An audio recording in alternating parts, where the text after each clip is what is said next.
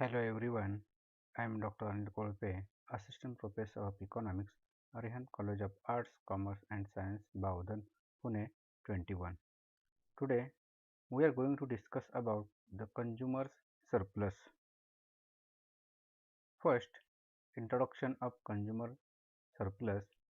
The policy of consumer surplus, which inhabits an important place in the Marshallian system of welfare economic analysis, was originally stated by W. S. Jevons and French economist A. J. Dupuit in 1844 in a basic form. Later on, Dr. Alfred Marshall explained this concept in the Pure Theory of Domestic Values as consumers' rent. In his Principles of Economics, he further elaborated this concept in logical details and described it as consumer surplus. He is called the consumer's surplus. The next, the difference between the maximum price consumers are willing to pay for a product and the actual price. Then the surplus measurable in dollar terms reflects the extra utility gain from paying a lower price than what is required to obtain the good. Then consumer surplus can be measured by calculating the difference between the maximum willingness to pay and the actual price for each consumer and then summing those differences. Then consumer surplus is shown graphically as the area under the demand curve and above the equilibrium price. Then consumer surplus and price are inversely related. All else equal, a higher price reduces consumer surplus. The next, details of the concept of consumer surplus. In actual life, when we buy a commodity for consumption, we gain some utility by consuming it. At the same time, we lose some utility in terms of the price that we need to pay for it. In the beginning, utility gain is usually higher than the utility lost. This concept is used to explain the gap between total utility that a consumer gets from the consumption of a certain commodity and the total money value which he actually pays for the same. For example, suppose a student goes to buy a notebook. He is willing to pay 30 rupees for the notebook, but he gets the notebook for 20 rupees. Thus, he has saved 10 rupees. This is called consumer surplus.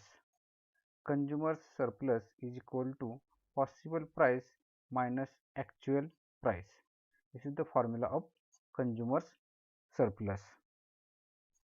Then definitions of consumer surplus. First of all, Professor Marshall has said that regarding about the consumer surplus, the excess of price which he would be willing to pay rather than go without. The thing over that which he actually does pay is the economic measure of this surplus satisfaction. It may be called consumer surplus. Then next definition by Professor J.K. Mehta.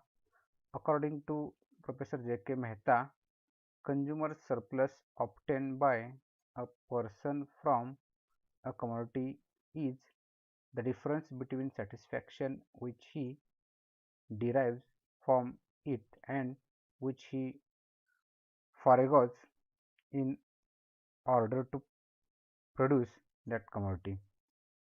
Then third definition by Professor Samuelson. Professor Samuelson says that there is always a gap between total welfare and total economic value.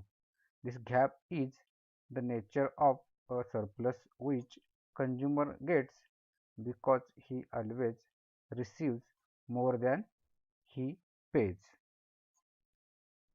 Then next, assumptions of consumer surplus.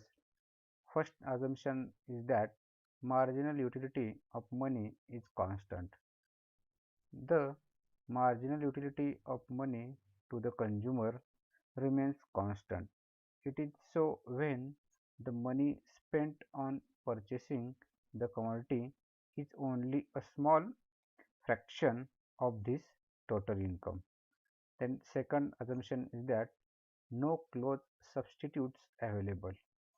The commodity in question has no close substitutes, and if it does have any substitute, the same may be regarded as an identical commodity, and thus only one demand should may be prepared. Then third assumption is that utility can be measured. The utility is capable of cardinal measurement through the measuring rod of money. Moreover, the utility obtainable from one good is absolutely independent of the utility from the other goods. No goods affect the utility that can be derived from the other goods. And fourth assumption is that taste and incomes are same, that all people are of identical taste, fashions, and their incomes also are the same. The next, explanation of the law.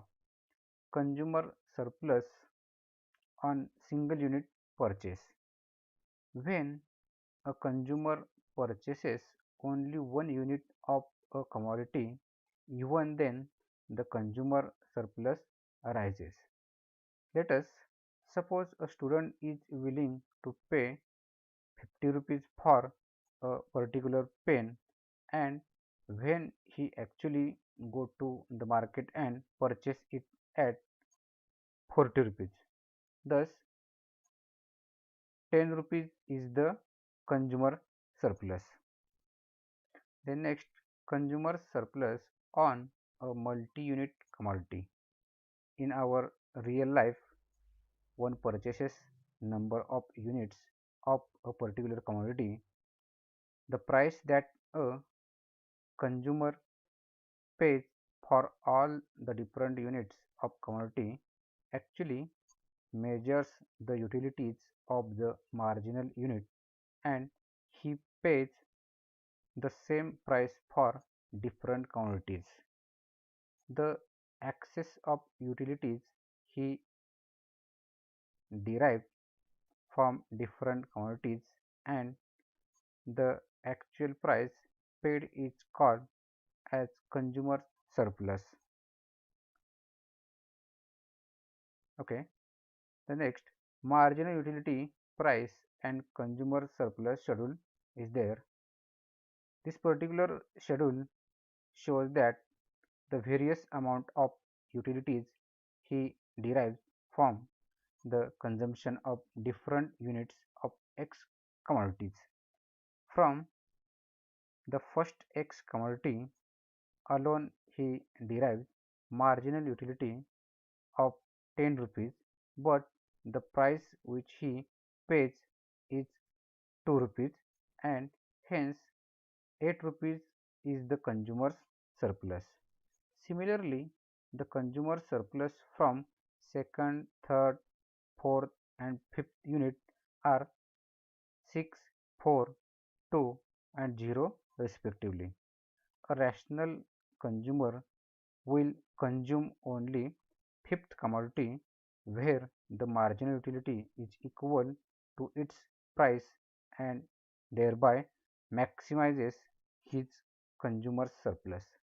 If he will consume the sixth unit, he derives zero marginal utility, whereas he pays the price as 2 rupees.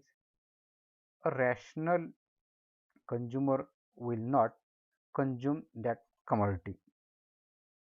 Then next, the diagrammatic representation of consumer surplus. In this diagram, Mn is a demand curve of a consumer. OP is the market price. The price line is parallel to x-axis because of perfect competition. At point B, the marginal curve Mn intersect the market price curve OP. Thus, for OQ quantity, the consumer derives utility as MOQB, whereas he pays POQB. Thus, triangular shaded area MPB is consumer's surplus. Then last, criticism of the concept of consumer's surplus. There are so many criticism of the consumer surplus. First is that consumer surplus concept is unreally in real life.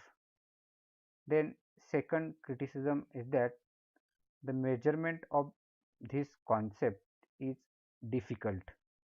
Then third criticism is that this concept is not applicable to substitutes.